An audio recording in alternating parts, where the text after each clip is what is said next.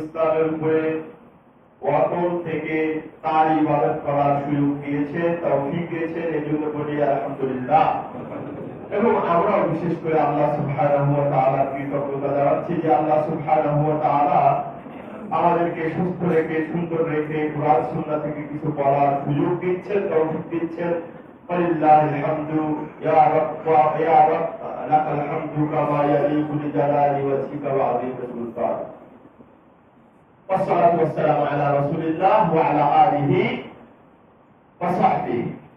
যে নবী আমাদের উম্মতের জন্য শত পরীক্ষা নিরীক্ষা ফিতনা ফাসাদের মধ্যেও তার উম্মতদেরকে দিনের উপরে, সঠিক ইসলামের উপরে, সঠিক মানহাজের উপরে অবিচল থাকতে, অনড় থাকতে উৎসাহিত করে গেছেন, ফজিলাত পূর্ণ করে গেছেন।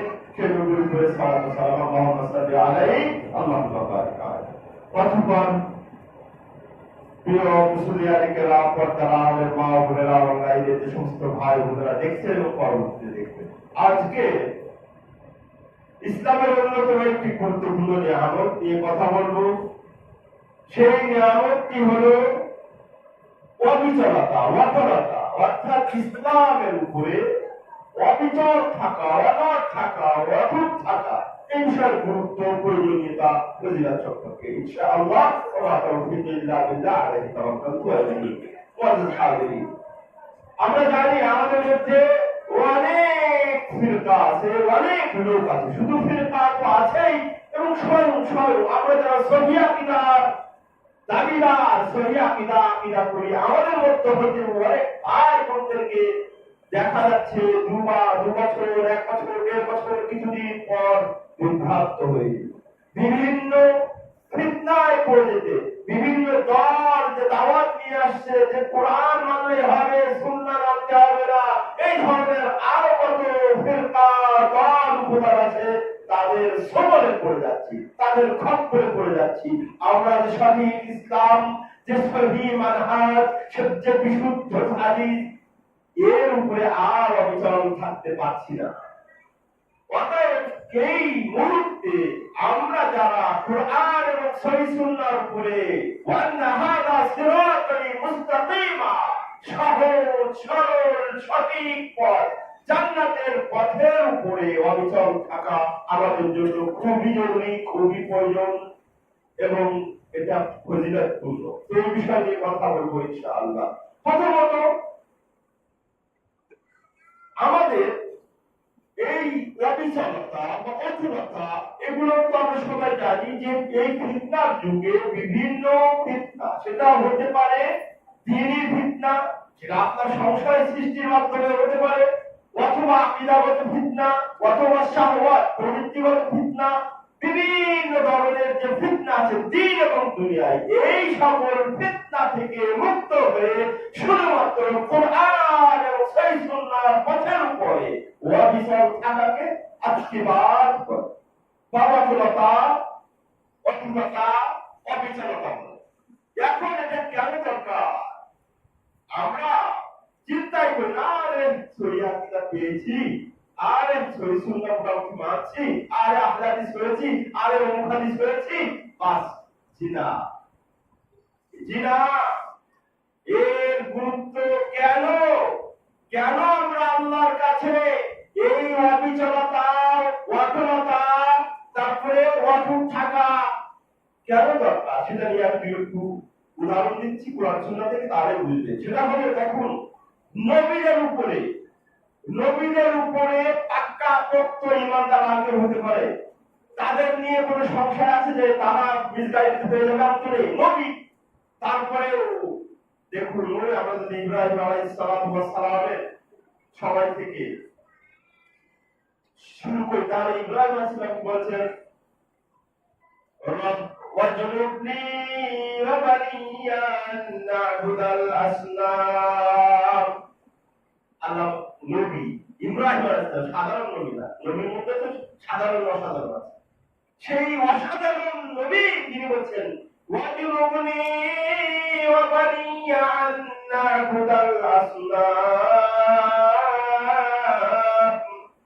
হে আল্লাহ, তুমি আমাকে, আমার সন্তান সন্ততি পরিবার পরিজনদেরকে এই ইবাদত মূর্তির ইবাদত মিসগাইড হওয়া, বিভ্রান্ত হওয়া, সঠিক সরল পথ থেকে বিচ্যুতি হওয়া থেকে রক্ষা করা।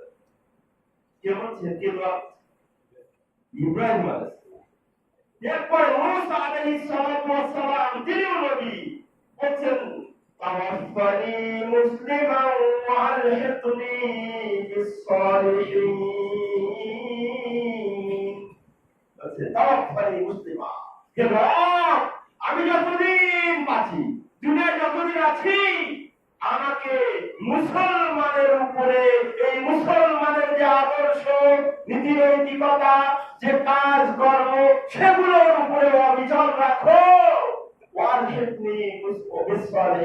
এবং নেক পরহেজগার মুত্তাকি যারা, তাদের সাথে থাকার তৌফিক দান করো। তার দোয়া মুসা আলাইহিস সালাম। জাবরেল নবীদের কথা বলছি, অনেকের পড়া যাবে, সবাই উল্লেখ করে ফেলেছি। তারপরে আমাদের নবী তিনি কি বলছেন? সব সময় কি দোয়া করতেন? সূরা ফাতিহা কি পড়েন? ইহদিনাস সিরাতাল মুস্তাকিম। সব সময় করতেন। আমরা ইহদিনাস সিরাতাল মুস্তাকিম, আল্লাহ যে সিরাতে মুস্তাকিমের কথা তুমি আমাদেরকে নির্দেশ করেছো, জান্নাতে যাওয়ার জন্য ফিক্স করেছো, সেই সিরাতে মুস্তাকিমের উপরে আমাদেরকে রাখো, সেটা আমাদেরকে দেখাও, তৌফিক দাও হতে চলা। অন্য জায়গায় আমার নবী প্রত্যেক নামাজের পরে কি দোয়া করতেন? ইয়া মুকাল্লিবাল কুলুব সাব্বিত কলবি আলা দীনিক। ও অন্তরের পরিবর্তনকারী রব, তুমি আমার অন্তরকে তোমার দ্বীনের উপরে সঠিক পথ, তার উপরে দ্বীন, সেই দ্বীনের উপরে অবিচল রাখো। তাহলে আমাদের তো দরকার নেই, আমাদের দোয়া দরকার আছে। আমাদের অবিচলতা কেউ তার প্রয়োজন আছে নাকি? নবী তো করেই গেছে। পীর মুরিদি ব্যবসা কেন চলবে না? পীর করলে মুক্তি জিনা। শুধু তাই নয়, সাহাবাদের কথা বলুন। সাহাবারা কত যে অবিচলতার জন্য চেষ্টা করেছেন, পরে আসবো না, ওটা পরে।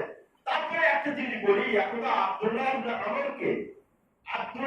আমরকে বলছে, ইয়া রাসূলুল্লাহ বলছেন সাল্লাল্লাহু আলাইহি ওয়াসাল্লাম, কারণ আপনি বলছেন কিন্তু আজকে বর্ণনা করে এই বিষয় বলছে আব্দুল্লাহ ইবনে আমর বলছেন, ইয়া আব্দুল্লাহ ইবনে আমর বলছে, অমুক ব্যক্তি খুবই ভালো ছিল, খুবই সুন্দর পরহেজগার মুত্তাকি ছিল, কিন্তু তার একটা অভ্যাস ছিল, তিনি কিয়ামুল লাইল করতেন, সেটা ছেড়ে দিয়েছে। এটা যদি করতো তাহলে খুব ভালো। তাহলে একটু চলে গেছে এই বলছেন। তারপর আমি যে হাদিসটা আপনাদেরকে শুনিয়েছি, মুসলিম শরীফের হাদিস, আব্দুল্লাহ ইবনে সুফিয়ান আল-সাকাফি থেকে বর্ণিত। ইনি বলছেন, দেখেন সাহাবাদের, আমি তো নবীদের কথা বললাম, সাহাবাদের কথা বলছি। তিনি বলছেন, ইয়া রাসূলুল্লাহ, ইয়া আল্লাহর রাসূল, কুল্লি ফিল ইসলাম কাওলা, আমার ইসলামে এমন একটি পথ নির্দেশনা, এমন একটি কথা, এমন একটি গাইড, লা আসআলু আহাদান আনকা বা'দা, বলছে লা আসআলু আহাদান আনহু বা'দা, এই ব্যাপারে আর কোন দ্বিতীয় ব্যক্তির কাছে আমি আর জিজ্ঞেস করবো না। আল্লাহর নবী কি বললেন? কুল আমানতু বিল্লাহ, বলো আমি আল্লাহর উপরে ঈমান এনেছি, সুম্মাস্তাকিম, আর এই ঈমানের উপরে অটল থাকো, অবিচল থাকো। সাহাবারাও এই চিন্তা করতেন, এই জন্য নবীর কাছে খোঁজ খবর লাগাতেন। এবার তার পরবর্তী সালেফে সালেহিনদের দেখি, আল্লাহ বলেছেন والراسخون في العلم يقولون ربنا, الراسخون মানে কি? যারা যোগ্য, কুরআন সুন্নাহ যোগ্য, বিজ্ঞ, পরিপক্ক, পাক্কা, যারা বুঝবান, সচেতন, তাদেরকে বলছে, তারাই বলছে কোরআনে, তাদের কথা বলছে। তারা বলে কি? লা রাব্বানা লা তুযিগ কুলুবানা বা'দা ইয হাদাইতানা ওয়া হাব লানা মিন লাদুনকা রাহমা ইন্নাকা আনতাল ওয়াহ্হাব। যারা পরিপক্ক ঈমানদার, জ্ঞানে গুণে সব দিক দিয়ে ভালো, তাদের দোয়া হচ্ছে রব্বানা লা তুযিগ কুলুবানা বা'দা ইয হাদাইতানা, হে আমাদের রব, আমাদের হিদায়াত দেওয়ার পরে, সঠিক ইসলাম যেটা সেটা বোঝানোর পরে, ওই যে আমরা মূর্তি পূজার সাথে অগ্নি পূজার সাথে বিভিন্ন শিল্পের সাথে জড়িত ছিলাম, সেখান থেকে যখন হৃদায়ত দান করেছো, বিভিন্ন রাজাবের অনুসারী ছিলাম, বিভিন্ন তারিখা ছিলাম, বিভিন্ন খাজার অনুসারী ছিলাম, সেখান থেকে যখন আমাদের সহি পথে এসেছিল লা তুজিগ কুলুবা, এরপরে আমাদেরকে আর বিভ্রান্ত করেন না আল্লাহ। তাহলে আমাদের তো দোয়া করতে হবে নাকি? না আমরা বলবো আল্লাহ নবীরা করে গেছেন, আমার নবী করেছেন, সাহাবা করেছেন, আমাদের আর কি দরকার নাকি? আমরা পাক্কা একেবারে অরান্তিক যুক্ত আমরা নাকি? প্রত্যেক সময় আমাদের সরকার সর্বদা দোয়া করতে হবে, আল্লাহ সঠিক দিন যেটা সেটা বোঝার এবং এই পথ পথের উপরে অবিচল থাকার দরকার। তাহলে কেন বুঝতে পারবে তো?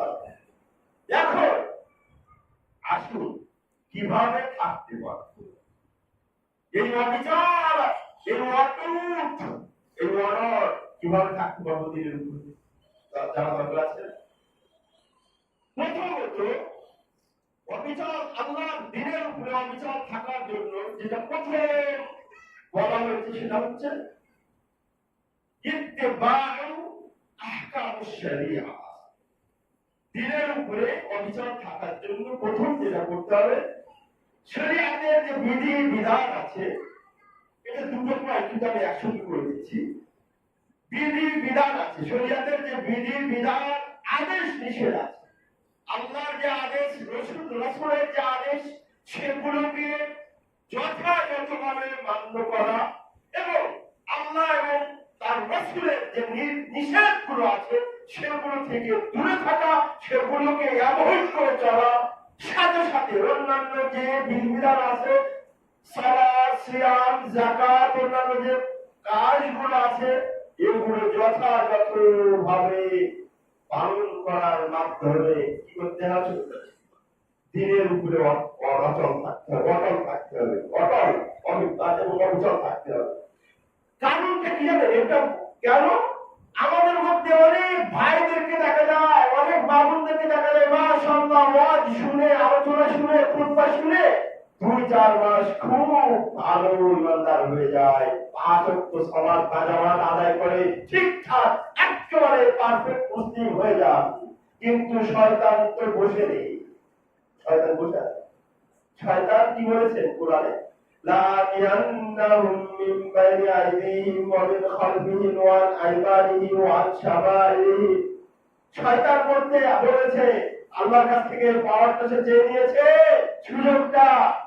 লা ইয়ান্নাহুম, আমি মানুষের কাছে আসবো ধোঁকা দিতে, তাকে বিভ্রান্ত করতে, আর আইমানিহিম, সামনে দিয়ে, পিছন দিয়ে, ডান দিয়ে, বাম দিক দিয়ে, চতুর্দিক দিয়ে আমি আক্রমণ করবো। কি জন্য? তাকে যাতে বিভ্রান্ত করে, মিসগাইডেড করে আমার সঙ্গী বানিয়ে জাহান্নামে নিয়ে যেতে পারি। তো তাই করে আমরা ওয়াজ শুনে, ওয়াজ নসিহত শায়েখের কথা শুনে কি করি? 4 মাস, 6 মাস, 2.5 মাস, 2 মাস কি করি? খুব পিওর মুসলিম হয়ে যায়, খুব ভালো মুসলিম হয়ে যায়। তারপরে আবার শয়তানের ওয়াসওয়াসায় কি হয়ে যায়? বলে ফজরটা বাদ দেয়, আস্তে আস্তে। তারপরে স্কুল কলেজ চাকরি বাকরি আছে, আসরটা বাদ, এইভাবে বাদ দিতে দিতে দেখা যায় জামাতি বাদ। আমার কিছু যুবকদের দেখা যায় মাশাআল্লাহ কোন মানে কারণে ভালো দিনের প্রতি আকর্ষিত হয়, রোজ দিন প্র্যাকটিস করে, আবার 2-4 মাস পরে দেখা যায় তার মসজিদের সাথে কোনো সম্পর্ক নেই। তাহলে এগুলো কিন্তু এই যে বিচলতা, অটলতা, অটুট থাকা, অটল থাকা থেকে সে বিচ্ছিন্ন হয়ে যাচ্ছে না, বিচ্যুতি হয়ে যাচ্ছে না। সেই জন্য কি করতে হবে? এগুলো প্র্যাকটিসের মাধ্যমে, বিধি বিধান আদেশ নিষেধ মানার মাধ্যমে তাকে কি করতে হবে?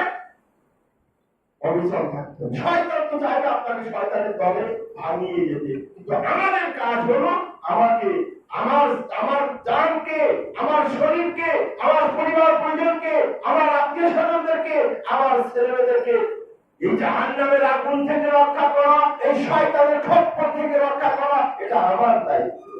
এটা আমার খেয়াল রাখতে হবে, এই সচেতনতা পরিচয় দিতে হবে। আপনি আর শয়তান কিন্তু যুদ্ধ লেগে থাকবে মৃত্যুর আগ পর্যন্ত। মৃত্যুর সময় এসেও কি করেছিল? মৃত্যুর সময় বলবো কি করে খোঁজ পাবে। মৃত্যুর সময় এসেও কি বললেন? সবচেয়ে ইমাম আহমদের ঘটনা জানেন না? বুঝে এতদিন তো পারলাম না, এখন তো ইমাম আহমদ একটু কমজোর হয়ে গেছে, মৃত্যুর সময় সবাই কি হয়ে যায়, দুর্বল হয়ে যায়, সময় বলতে থাকে না। ওই সময় এসে কেউ করছে তাকে, ওই সময় এসে তাকে বলছে এই আহমদ তুই হয়ে যাবি, ইমাম আহমদ বলতে ইশারা করছে না না। আর এদিকে তাকে ওই যে লা ইলাহা ইল্লাল্লাহ কথা বলানো হচ্ছে, তো তার পরিবার মনে করছে মনে হয় এই না না কিছু লা ইলাহা ইল্লাল্লাহ বলতে, তখন তিনি আল্লাহ তার ঈমানটা আটকানো হচ্ছে না, এই তোমরা আবার মনে করো না মাথা নাড়াচ্ছি এই জন্য যে আমি মনে হয় লা ইলাহা ইল্লাল্লাহ বলতে আসলে বুঝি, এটা না শয়তান এসে আমাকে ধোঁকা দিচ্ছে, তাই আমি শয়তানকে নিষেধ করছি যে তুই পারবি না। বুঝতে পেরেছেন? তো শয়তান ওই মূর্ষ অবস্থা পর্যন্ত আমাদের সঙ্গে লেগে থাকবে, যুদ্ধে লেগে থাকবে, আমাদের ধোঁকায় ফেলাতে চেষ্টা করবে, আর আমাদেরকেও তার সাথে যুদ্ধ চালিয়ে যেতে হবে, যাতে তার কথায়, তার ধোঁকায়, তার প্ররোচনায় পড়ে আমরা এই ইসলামের সঠিক সরল পথ থেকে বিচ্যুতি না হয়ে যায়। 2 নম্বর কথা সবাই বেশি 1 নম্বর পয়েন্ট। 2 নম্বর পয়েন্ট হচ্ছে সালফে সালেহিন নবী রাসূলদের জীবনী পড়তে হবে, দিনের উপরে অবিশ্বাস থাকতে হবে, নবী রাসূলদের কি করতে হবে, জীবনী পড়তে হবে, জানাতে হবে।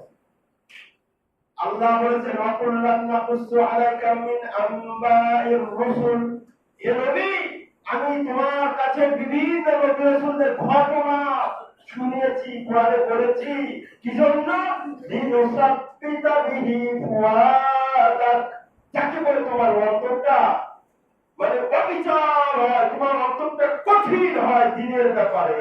লিনুসাব্বিতা বিহা ফুয়াদাক, বিহি ফুয়াদাক, এই ইচ্ছা কাহিনী বললাম এই জন্য যাতে করে তুমি আরো দিনের উপরে অবিচল থাকতে পারো, অটুট থাকতে পারো, এই জন্য বললাম। তাহলে নবী রাসূলদের ইচ্ছা কাহিনী একটু পড়তে হবে, সাহাবাদের ইচ্ছা কাহিনী পড়তে হবে, সালফে সালেহিনদের ইচ্ছা কাহিনী পড়তে হবে। কেমন? আমাদের নবীর কথাই বলি, আমাদের নবীর কথা দিয়ে শুরু করি। সকল নবী তো মানে একটা দৃষ্টি, আমাদের নবী সাল্লাল্লাহু আলাইহি ওয়াসাল্লাম যখন তায়েফ গেলেন, মক্কায় সুবিধা করতে পারলেন না, দাওয়াতি কাজে ব্যাপক সমস্যার সম্মুখীন হলেন, অত্যাচার নির্যাতনের সম্মুখীন হলেন। আল্লাহর নবী, আমার নবী, দয়াল নবী খুব ভরা আশা নিয়ে চলে গেলেন কোথায়, পার্শ্ববর্তী এলাকা তায়েফে। মনে করছিল ওখানের লোক বুঝি হয়তো আমার দোয়া, আমার দাওয়াত কবুল করবে, আমার কথা শুনবে, আমার একটু প্রতি নমনীয় হবে। সেখানে গিয়ে সাকিব গোত্র সহ অন্যান্য যারা আছে ওখানে প্রভাবশালী গোত্র লোকজন, তাদের কাছে গিয়ে আমার নবী দাওয়াত পেশ করলেন। আমার নবী দাওয়াত পেশ করার পরে প্রত্যাশা অনুযায়ী ফল হলো না, কি হলো, উল্টো হলো। আমার নবীর দাওয়াত গ্রহণ করা তো দূরের কথা, আমার নবীর কথা শোনা তো দূরের কথা, আপনার নবীর অনুসরণ করা তো দূরের কথা, নবী সাল্লাল্লাহু আলাইহি ওয়াসাল্লামকে অপমান করলেন, তাকে বিতাড়িত করলেন।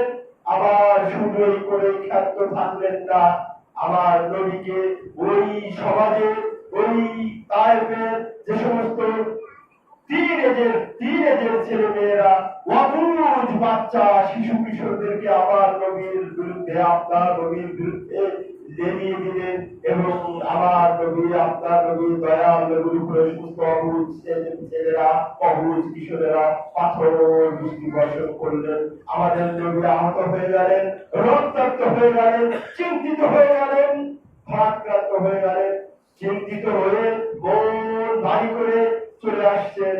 আস্তে আস্তে প্রতিমধ্যে এই অবস্থা দেখে আল্লাহ সুবহানাহু ওয়া তাআলা ফেরেশতা জিবরিল আলাইহিস সালাতু ওয়াস সালাম এবং পাহাড়ের দায়িত্বপ্রাপ্ত ফেরেশতাকে পাঠালেন।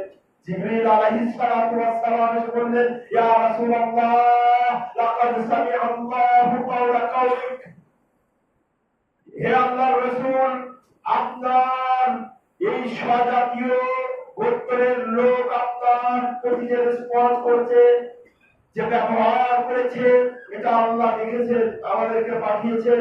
আবার আমার সাথে এই মক্কা এবং পুরো পাহাড়ের দায়িত্বপ্রাপ্ত ফেরেশতাকে পাঠিয়েছেন। তখন ওই দায়িত্বপ্রাপ্ত ওই ফেরেশতা জিবরিলের সাথে থাকা দায়িত্বপ্রাপ্ত ফেরেশতা সালাম দেন, লোককে বলেন, আমি দায়িত্বপ্রাপ্ত হচ্ছে এই সমস্ত পাহাড় নিয়ন্ত্রণে। যদি আপনি বলেন না ইনশিতা, আর এমন এক রিওয়ায়াত এসেছেন লাউ তা'মুরুনি, যদি আপনি নির্দেশ করেন, আর একটা বলছে যদি আপনি ইচ্ছা পোষণ করেন লাউ তাফিকান্নাহুম বাইনাল জাবালাইনি লাহশাবাইন, তাহলে আমি তাদেরকে দুই পাহাড়ের মধ্যে পিষ্ট করে নিঃশেষ করে দেব। আল্লাহ নবী বলেন না না না, করা যাবে না, আগে করা যাবে না। ফাইন্নাহুম কওমুন লা ইয়াফকাহুন, এরা অবুঝ জাতি, আমূর্খ অবস্থা, অমূর্খ, ওরা অপরিণামদর্শী, ওরা বুঝে আয় না। আমাদেরকে তাদের সাথে এই বিহেভ করা যাবে না, এই আচরণ করা যাবে না। কি করতে হবে তাহলে? আল্লাহ নবী বলছেন ছেড়ে দাও, লেট দ্যাট, তাদেরকে ছেড়ে দাও। লাআল্লাল্লাহু আন ইউখরিজা মিন আসলাবিহিম মান ইয়াবুদুল্লাহ, হতে পারে এদের যে জেনারেশন গুলো আসবে, নেক্সট জেনারেশন, যে বাচ্চা ছেলে মেয়েরা আসবে, তাদের মধ্যে হতে যারা আইন তারা আল্লাহর ইবাদত করতে পারে, হয়েছে তাই না? তাহলে আমার নবীর দেখেছে দিন থেকে, দাওয়াত থেকে, আল্লাহর পথ থেকে বিচ্যুতি হয় না, ধৈর্য ধারণ করেছে, অবিচলতার প্রমাণ দিয়েছে। আমাদেরকে দিতে হবে। আরো একটু সামনে যদি যাই, মামুনদের নিয়ে একটু বলি। এক জায়গায় গেলাম সেদিন, বলছে যে মামুনদের নিয়ে কিছু হয় না। কিন্তু মামুনদেরও আমরা যে কথা বলি থাকি শুধু পুরুষদের জন্য নয়, এর মধ্যে নবীকে আমাদের মামুনদের না, তো নবীর অবিচলতার কথা বলে তো মামুনদের, পুরুষদের, ছেলেদের, মেয়েদের দিয়ে বলবো। ওখানে বলছে যে খুব পাত্র অনেক ভালো লেগেছে, ঠিক আছে, কিন্তু আমাদের নিয়ে কিছু বলেনি। তাহলে ভালো, আমি তাদেরকে অনেক ধন্যবাদ জানালাম যে আমার একটা পয়েন্ট ঠিক করেছে। এই জন্য আজকে মা বোনদের নিয়ে একটু কথা বলি। মা বোনদের জন্য দিনের উপরে অবিচল থাকতে, পরিবারের কথা বলছি, মা বোনদের একটা ভালো রোল প্লে করে, এই জন্য তারাও থাকবে। কিচ্ছাতু, ওই যে ইয়াসির, কিচ্ছাতু আল ইয়াসির, আম্মার বিন ইয়াসির, সুমাইয়া রাদিয়াল্লাহু আনহা, তার ভাই আব্দুল্লাহ, তাদের ঘটনা জানেন না? দেখেন দিনের উপরে অবিচলতা, এর উপরে সাক্ষী, এর উপরে এরকম ইতিহাস, ত্যাগের ইতিহাস, এরকম অবিচল থাকার ইতিহাস দুনিয়ায় আর একটা কেউ দেখাতে পারে। কি করলো এরা? খুব বলছে মিরাজ সাবেকিন আল আউয়ালিন, মানে প্রথম যুগে যারা ইসলাম গ্রহণ করেছিলেন তারা কিন্তু তাদের ভিতরে এরা আম্মার বিন ইয়াসির, আম্মার ছেলে, ইয়াসির বাবা, আর মা হলো সুমাইয়া, আর ভাই হলো আব্দুল্লাহ বিন ইয়াসির, তারা সকলেই বনু মাখজুম, যারা কুরাইশ মানে গোত্রের ভিতরে প্রভাবশালী একটা ভাগ, একটা পার্ট, বনু মাখজুম, তাই না? তাদের কাছে হারিফ ছিল। হারিফ মানে চুক্তিবদ্ধ, এরা কাজ করতো, ওদের কাছে চুক্তিবদ্ধ ছিল। কিন্তু এই পরিবারটা যে রাসূলুল্লাহ সাল্লাল্লাহু আলাইহি ওয়াসাল্লাম যে স্থানে দাওয়াতি কাজ চালাতো, কোথায়? দাঁড়ে আতাবে আবলা, ওখানে যে ইসলাম গ্রহণ করে। পরে যাওয়ার পরে দেখলো কি একজন দাঁড়িয়ে আছে, কে বলে কি তুমি ওদের কি করো? বলে যে আমি আসছি, এখানে নাকি নদী আছে, সিরাত ইবনে হুসাইম এইভাবে এসে সেভাবে বলছি। তো বলছে উনি নাকি বলেন আমি নবী, কি কি যেন বলে আমরা শুনবো। তো চলো আমিও যাই, গিয়ে সবাইকে শুনে তারা ইসলাম গ্রহণ করলো। এই যে ইসলাম গ্রহণ করলো, আর তাদের উপরে খড়গ প্রাপ্ত আবু জাহাল, উতবা, শাইবা, আবু লাহাব, খড়গ তাদের উপরে স্টিল রোলার তাদের উপরে চালানো শুরু হলো। যখনই শুনলো এই পরিবার পুরো ইসলাম গ্রহণ করেছে, তাদেরকে ডাকা হলো, তোমরা কি নবী মুহাম্মদকে মেনেছো? তাকে নবী মেনেছো, ইসলাম গ্রহণ করেছো? তারা বললো জি হ্যাঁ, আমরা ইসলাম গ্রহণ করেছি। তখন তাদেরকে বলা হলো যে তোমরা সব বুঝেছেন, তারা সকলে মিলে বললো তোমরা মুহাম্মাদের গালি দাও, মুহাম্মদকে গালি দাও, মুহাম্মাদের ব্যাপারে খারাপ কথা ইজ্জত মন্তব্য করো, এবং আমাদের যে লজ্জা লাজ যে এগুলো আচরণ তাদের ব্যাপারে ভালো করলাম, ভালো ভালো কথা হলো, তারা বলতে অস্বীকার করলো। বলবে না, আমরা আল্লাহর উপরে বিশ্বাস করেছি, ঈমান এনেছি, নবীকে নবী হিসাবে মেনেছি, ইসলামকে ধর্ম হিসাবে মেনেছি, পারবো না। কি করা হলো? তাদেরকে নিয়ে বিভিন্ন রকমের অত্যাচার করা হলো। কি কি অত্যাচার করা হলো সেগুলো বলা হচ্ছে। তাদেরকে যখন আপনারা গেছেন, এখন আমরা সবাই প্রায় যাচ্ছি মরুভূমির ওই যখন দুপুর বেলা, দুপুর বিলম্ব বলছে লম্ব, এই মরুভূমির যখন বালু উত্তপ্ত গরম হয় তখন তাদেরকে খালি গায়ে শুয়ে দেওয়া হয় বলা হয় অস্কার করো, নবীকে গালি দাও, সংগ্রাম না, ওরা বলছে অসংগ্রাম, নবীকে গালি দিতে আমরা পারবো না। বলছে তাহলে আরেকটা চেঞ্জ করতে হবে শাস্তি, বলে কি এবার তাদেরকে আবার ওই যে আমাদের বিমান আয়না ঘর আবার নাকি এখন পত্রিকা দিচ্ছে আয়না ঘরের চেয়ে আরো একটা ঘর বেরিয়েছে যেটা তত্ত্বাবধান করে দেয়া, দেখেছেন খবর দেখছে তো এরকম বারবার চেঞ্জ করছে।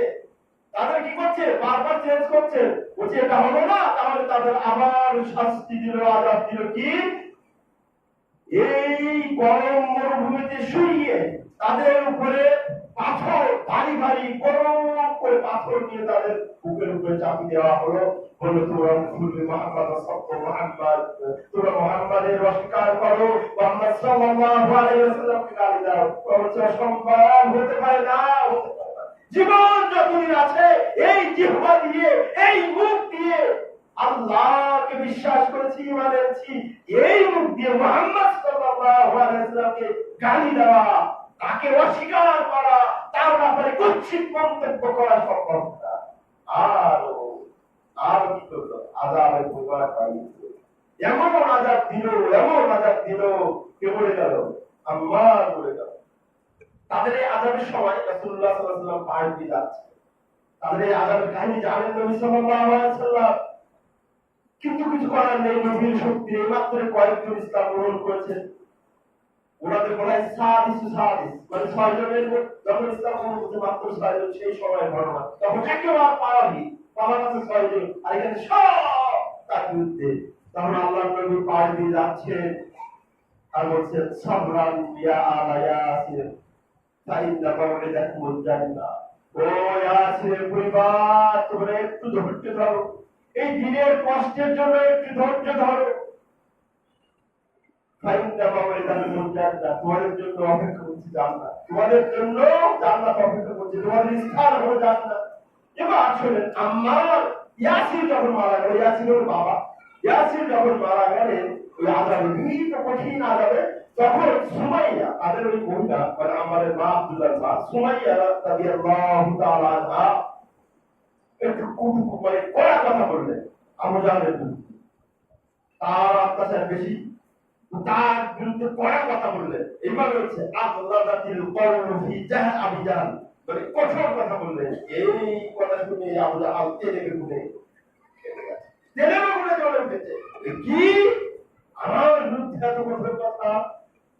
সুমাইয়া রাদিয়াল্লাহু তাআলা আনহাকে নিয়ে তার সামনের অঙ্গে এমন ভাবে এই যে কি বলে আঘাত করলেন, জায়গায় শহীদ হয়ে গেলেন সুমাইয়া রাদিয়াল্লাহু তাআলা।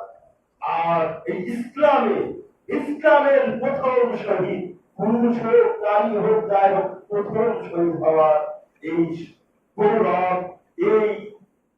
গৌরব জনিত ইতিহাসের মালিক হয়ে গেলেন কে? সুমাইয়া রাদিয়াল্লাহু তাআলা। আর আমাদের মা বোনদের অচলতা মানে দিনের ব্যাপারে কি অবিচলতা দেখেছেন, আমাদের দেখেছেন, তাহলে আমাদের কিন্তু এখান থেকে যে শিক্ষা সেটা হলো আমাদের পরিবারকে দিনের উপরে অবিচল থাকতে হবে, সবাই মিলে। এখান থেকে কি বলতে হবে, এটা আমরা এই কারণে তাহলে আমি খাবার কেন্দ্র আর ওখানে দেওয়া ছোটাও আনতে পারতাম, আনবো যুবকদের কথা যেমন বলবো। এখান থেকে আমরা যেটা শিক্ষা পাবে যেটা বলতে চাইছি সেটা হলো পরিবারের সকলকে অবিচল থাকার প্র্যাকটিস করতে হবে।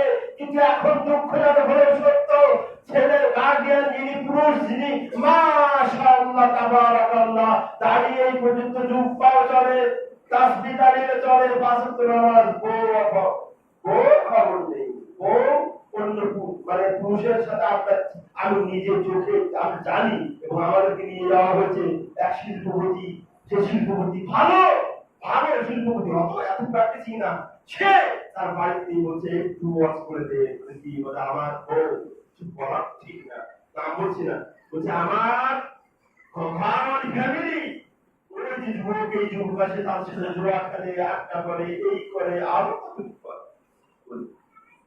তাহলে হবে? তাহলে সকল মিলে কি করতে হবে, দিনের উপর অবচার থাকতে। আমরা শুধু জাহান্নাম থেকে বাঁচতে চায়, গার্ডিয়ান সাহেব আপনার স্ত্রীকে বাঁচতে হবে। স্ত্রীরা শুনে নিন, মা বোনেরা শুনে নিন, যুবক ছেলেরা শুনে নাও, সবাই মিলে যদি অবিচার না থাকা যায় তাহলে কিন্তু বিপদ। এক সংসারে সবাই মিলে যদি চেষ্টা না করতে হবে বিপদ। যুবকদের জন্য একটা ঘটনা আছে, বুখারীর রওয়ায়াত। যুবকেরা শুনো কিভাবে দিনের উপরে অবিচার থাকতে হয়, এর তোমাদের জন্য অনেক ঘটনা আছে। আসহাবুল কাহফের ঘটনা, ওটা লম্বা যাচ্ছে না, ছোট বুখারীর একটা রওয়ায়াত থেকে আনি। সেটা হলো কি, আনিল খাবাব ইবনে আব রাদিয়াল্লাহু তাআলা আনহু ঘটনা বুখারীতে এসেছে। তার বয়স ছিল হচ্ছে লাম ইয়াবলু 20, বয়স এখনো 20 হয় নাই। ফাআসলামা, সেও ছিল কি, ইসলাম গ্রহণ করলো। আর এই যুবক কার অধীনে ছিল? একজন প্রভাবশালী কুরাইশ মহিলা, ব্যবসায়ী মহিলা, তার নাম ছিল উম্মে আম্মার ইবনুল খুজাইয়া। এই মহিলার অধীনে ছিল। ফালাম্মা আলিমাত হিজরি, বুখারীর রওয়ায়াত, ফালাম্মা আলিমাত ইসলামিহি ফাতাআতহু, বলছে যখন এই মহিলা ওই খাবার ইবনুল আরতে ইসলাম গ্রহণের ঘটনা জানলো, তাকে ডাকলো। ফাতাআতহু, তাকে ডাকলো, ওই খাবার ইবনুল আর, তুমি কি ইসলাম গ্রহণ করেছো? বলে জি হ্যাঁ গ্রহণ করেছি। ফাকারাউফুর বিমুহাম্মদ, উফুর বিমুহাম্মদ, মুহাম্মাদের অস্বীকার করো, এই দিন থেকে ফিরে আসো। এর যে সতর্কতা, ওই দিন পরিত্যাগ করতে বললেন। খাবার আর করতে অসম্ভব, এটা সম্ভব না, আমি জেনে বুঝে সব জ্ঞানে এই দিনে এসেছি। এই মূর্তি পূজা, এই অগ্নি পূজা, এই বহুদের পূজা আমি জেনে বুঝে ছেড়েছি। আর এই এক আল্লাহর ইবাদত, এটা জেনে বুঝে গ্রহণ করতে সম্ভব না। ফাআযাবাতহু, বলছে ফাআযাবাতহু বিহাজারিন মুহাম্মাদা, এই মহিলা হাজার হাজার মানে কি পাথর রোদে গরম করে করে করে, রোদে আগুনে গরম করে করে আমাদের এই সাহাবী যুবক, 20 বছর হয় না, সেই যুবককে আযাব দিতে বলতো, এই যে আন্দি মুহাম্মদ, দিনে মুহাম্মদ থেকে প্রত্যাবর্তন করো। আমাদের এই যুবক সাহাবী বলছে কাল্লাল্লাহ, অসম্ভব, এটা হতে পারে না, আল্লাহ কসম করে বলছি অসম্ভব, এটা মানা যাবে না।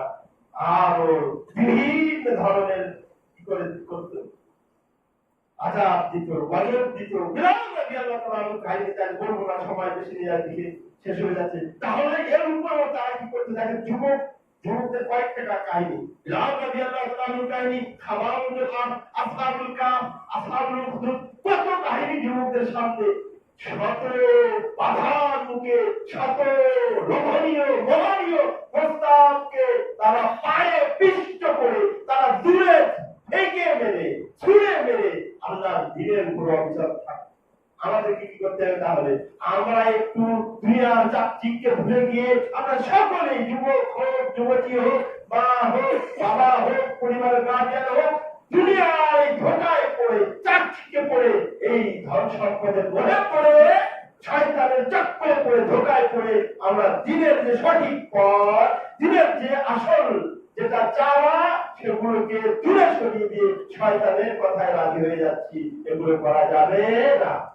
এবার দিনের উপরে অবিচল থাকার আরেকটা মাধ্যম হলো ইখতিয়ারুস সুহবাতুস সালিহা ওয়া তারকুত তালিহ, অর্থাৎ ভালো বন্ধু বান্ধব গ্রহণ করতে হবে। কি করতে হবে?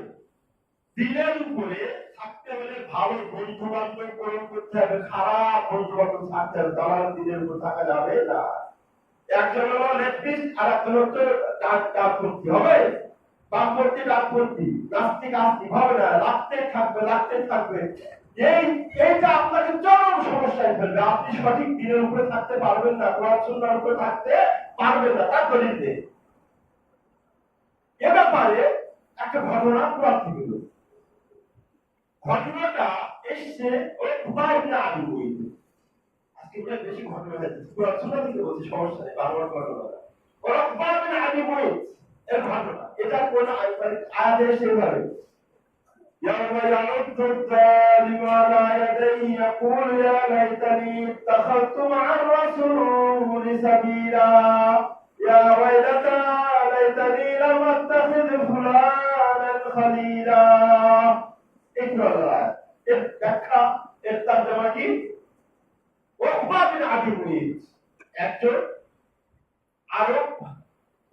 কুরাইশদের প্রভাবশালী ব্যবসায়ী এবং জ্ঞানী বুদ্ধিমান সচেতন লোক। তো ও ব্যক্তি সবাই যখন নবী সাল্লাল্লাহু আলাইহি ওয়াসাল্লামকে আযাব দিত, জুলুম করত, যা ইচ্ছা তাই করত, পদে পদে প্রতিবন্ধকতা সৃষ্টি করত, তাদের পথে বাধা দিত, কিন্তু এই ব্যক্তি অগ্রহ করত, বুঝত, জানত যে সত্য কিন্তু মানতে পারত না। কিন্তু এই ব্যক্তি আসলে কিছু বুঝবার সচেতন, বুঝে কিন্তু পারে না। এই ব্যক্তি ছিল তাদের ভিতরে একজন। এবার এই এদের ব্যবসায় ছিল ব্যবসায় চলে গেছে কোথায়? সিরিয়া। ওখান থেকে আসার পরে তার বিরুদ্ধে চক্রান্ত হলো কি, এই যে বলছি কেন নবীকে কষ্ট দেয় না, কেন মোহাম্মদকে এত আমরা অত্যাচার করি, জুলুম করি, এ কেন বলছি, নিশ্চয় ধর্ম করছে। এবার ব্যবসা দিক ফিরে আসার পরে আর তার সাথে কথা বলে না, তার সাথে সালাম কালাম করে না, আড্ডায় বসে না, আর তাদের আসলে আর ওইভাবে চান্স দেয় না, অন্যরকম ব্যবহার করছে। বলছি কি হয়েছে বন্ধুরা, তোর তো আগের মতো করছিস না, কি হয়েছে, সমস্যাটা কি? তখন বলছে না, তোর সাথে আমরা আগের মতো করবো না,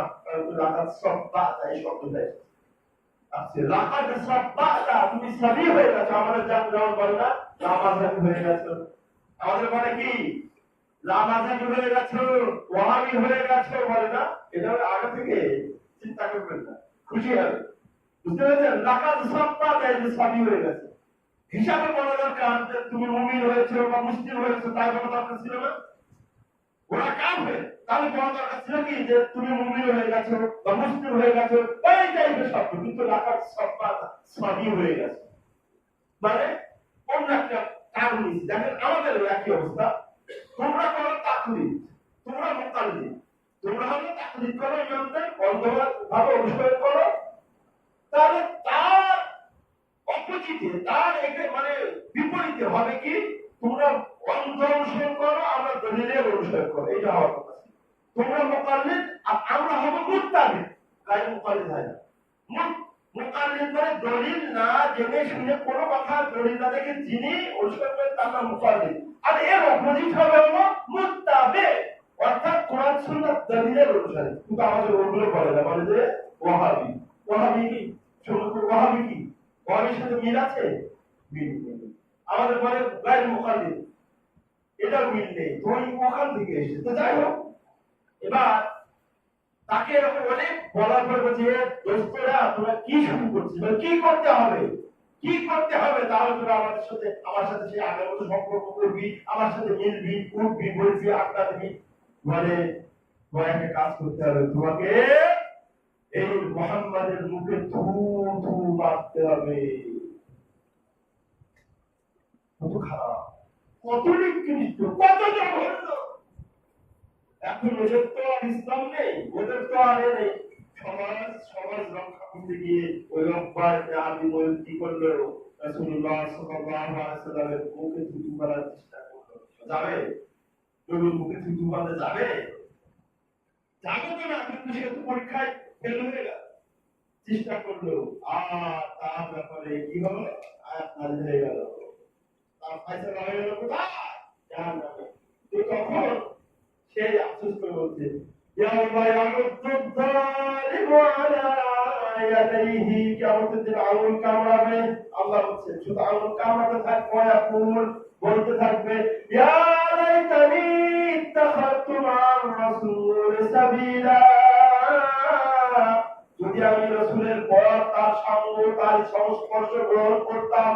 ওয়া লাইয়া ওয়াইলাতা লাইতানি আফসোস আফসোস লাম আত্তাখিয ফুলানান খালিলা।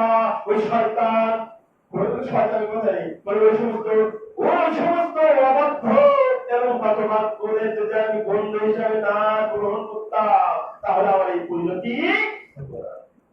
তাহলে এই জন্য তো এই হাদিসকে, এই সমস্ত ঘটনা এবং এই হাদিসের ওই যে সৎসঙ্গে স্বর্গবাস, অসৎসঙ্গে স্বর্গবাস, এই জন্য দিনের উপরে চলতে হলে যারা দিনী পরিবার, যারা প্র্যাকটিসিং পরিবার, তাদের সাথে সম্পর্ক রাখবে। সে গরিব হতে পারে, সাধারণ হতে পারে, কিন্তু আমরা কি করি, আমরা দেখি আরে একটু যদি শিল্পপতি বড়লোকের ঘর বাড়িতে চাইতে পারি, তার কাছে বসতে পারি, সেলফ লুকিয়ে যেই গেলে আজকে গেছিলাম বিরাট কিছু পেয়ে গেছে, এরকম না?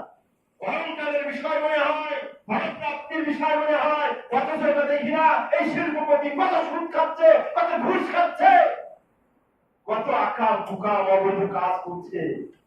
সেটা না দেখে হলো গরিব মানুষ, ওটা সবসময় নামাজ নিয়ে থাকে, দিন নিয়ে থাকে, তাকে নিয়ে আপনার গর্ব হয় না, তার কাছে যেতে পারা আপনার সৌভাগ্যের মনে হয় না, তাকে গরিব মনে হয়। এরকম না আমাদের সমাজ? এগুলো করা যাবে? করা যাবে না। আমাদেরকে যদি দিনের উপরে অবিচল থাকতে হয়, দিন প্র্যাকটিসিং যারা, শরিয়া কিদায় চলে যারা, তাদের সাথে উঠা বসা করতে হবে, তাদের সাথে সম্পর্ক বানাতে হবে। বেদিন যারা, সঠিক পথে নেই যারা, সঠিক পথে নেই যারা, তাদের সাথে এই যতটুকু লাড়ার সম্পর্ক রাখলে নয়, ততটুকু রাখতে হবে, ডিপলি সম্পর্ক করা। ঠিক আছে?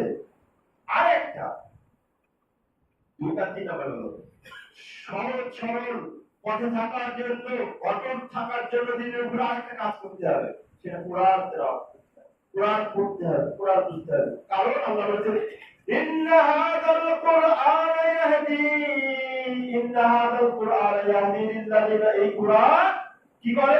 হিদায়াত দান করে, পথ নির্দেশ করে যারা ঈমান।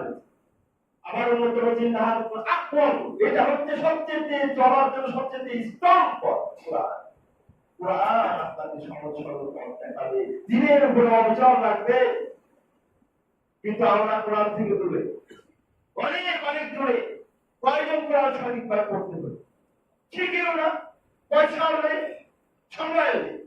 আবার যে কয়জন একটু একটু পড়তে পারি, মোটামুটি পড়তে পারি, সময় পাই না।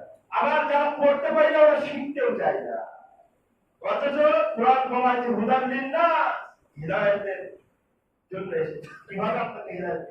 আপনি জানেনই না এর মধ্যে কি আছে, আপনার সামনে, আপনি জানেনই না, মনে করেন বিরাট একটা ডায়মন্ড, ডায়মন্ড রেখে দেওয়া হলো একটা বাচ্চার সামনে।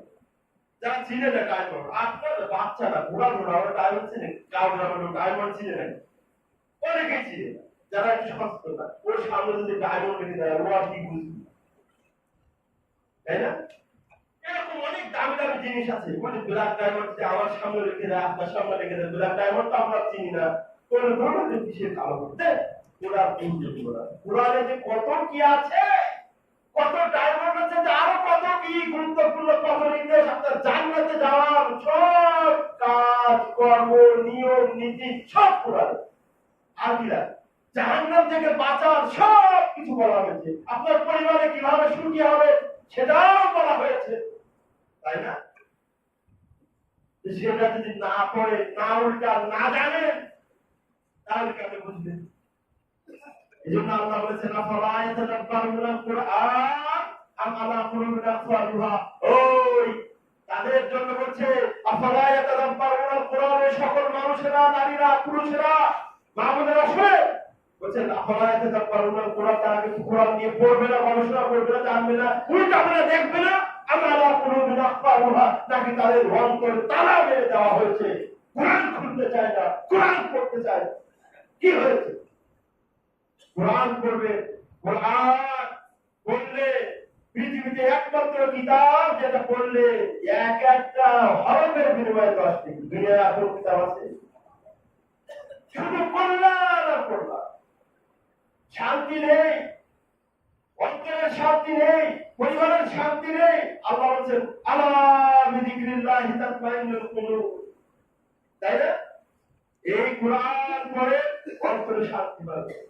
বলছে শিফাউল লিন্নাস, মানুষের শিফা, রোগ মুক্তির কাহিনী।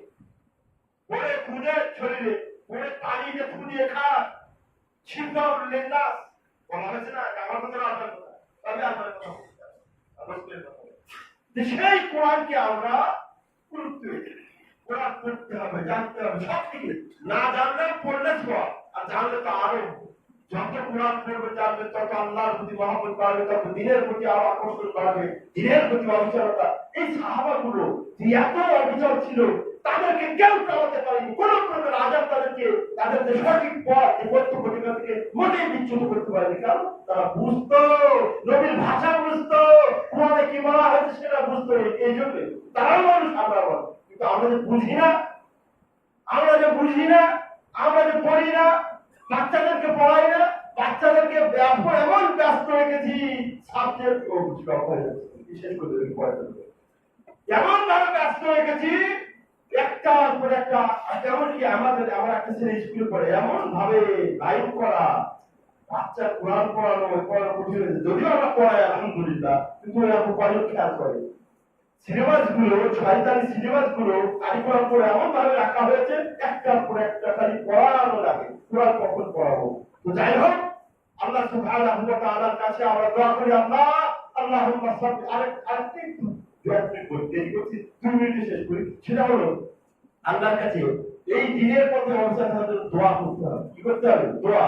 যেটা আমি বললাম, কোরআনে বলছে না তুজিব কুলুবানা বা'দা ইয হাদাইতানা, আল্লাহকে বলতে হবে রব্বানা লা তুজিব কুলুবানা। আমরা এই সহজ সরল পথ, এই সহি সুন্নাহর পথ, এই মানহাজুস সালাত দেখানোর পরে আমাদেরকে আর বিভ্রান্ত করো না, সত্যচ্যুত করো না। দোয়া করতে হবে। আল্লাহ নবী সাল্লাল্লাহু আলাইহি ওয়াসাল্লাম বেশি বেশি দোয়া করতেন। কি বলতেন? রব্বানা ইয়া মুখাল্লিবাল কুলুব সাব্বিত কলবি আলা দীনিক, ইয়া মুসাব্বিতাল কুলুব সাব্বিত কলবি আলা তাআতিক। সবসময় নবী দোয়া করতেন, সাহাবারা দোয়া করতেন, তাই না?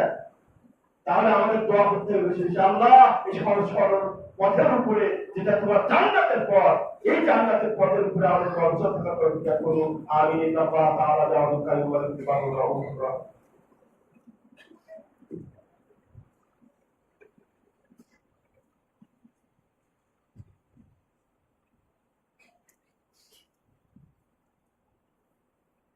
আলহামদুলিল্লাহি রাব্বিল আলামিন ওয়াস সালাতু ওয়াস সালামু আলা রাসূলিল কারীম, আম্মা বা'দ। আলহামদুলিল্লাহ, আমাদের এই মসজিদ আপনারা জানেন মাশাআল্লাহ, ছোটখাটো মসজিদ হলে এর বরকত আছে।